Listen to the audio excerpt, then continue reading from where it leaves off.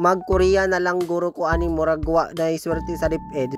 Ayan, pwede guys, open na open sa lahat ang Korea. Oo. At saka swertehin lang talaga sa Pilipinas guys pag teacher ka. Oo, mahirap makapasok sa teacher guys. Ako teacher ako pero pinipili ko rin na mag South Korea kasi alam ko na masaya naman ako sa desisyon ko sa buhay, no? Depende yan sa'yo. Okay, kung okay lang sa'yo yung sahod is enough lang, depende kasi yan sa pag-budget guys. Kung malaki o maliit na yung sahod mo, kung hindi ka naman marunong mag-budget, edi ka-char. Ito guys, kung gusto mo nyo talaga mag-Korea, edi mag-aral kayo ng Korean language. Basta iwas lang kayo sa mga scammer dyan, no? Sa mga marami kasing scammer ngayon sa Pilipinas. Ayan, sa DMW lang kaya guys. Walang agency, DMW lang or POAA. Mag-search kayo guys. Algisa. So yun, open ang lahat guys. Basta pasok na kayo sa age requirement. Okay?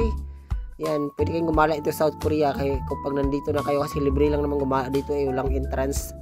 Basta enjoy mo lang yung buhay mo, no? Yan, anyways, nasa Pukfa Falls pala kami guys. Yan, wala ding entrance dyan. Pwede kayong magkape-kape dyan sa gilid-gilid. Iwas stress, no? Wala stress naman. And then about naman dun sa language guys, kung gusto niyo talaga mag-aral ng Korean language, pwede kayo mag-enroll sa mga review center. Kung gusto niyo rin naman mag-self-study, kung kaya niyo naman, sa situation ko kasi guys, nag-self-study lang ako. So, syempre, kaya naman natin. Sino pa ba ako, char?